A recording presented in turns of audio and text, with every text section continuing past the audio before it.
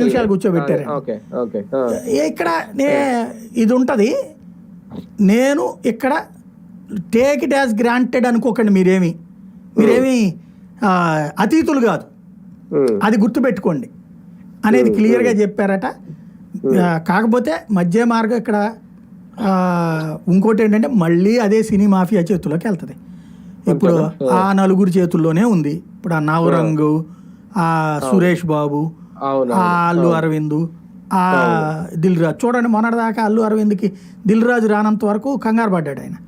దిల్ రాజు రాగానే ఫుల్ ఖుషి. చెక్కులు ఆ కుటుంబం చేతికి ఇవ్వకుండా దిల్ రాజు చేతికి ఇవ్వడం ఏంది?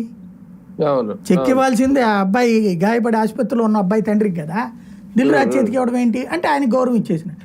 వీళ్ళలో వీళ్ళు గౌరవాలు ఇచ్చుకుంటారు. అంటే వాస్తవానికి 25 లక్షలు ఇచ్చి సరిపెట్టుకుందాం అనుకున్నారు ముందు. ఎంత సీన్ జరగడం లేదంటే రేవంత్ రెడ్డి 10 లక్షలతో సరిపెట్టుకునేవాళ్ళు 10 లక్షలు ఇచ్చిందట డీడీ.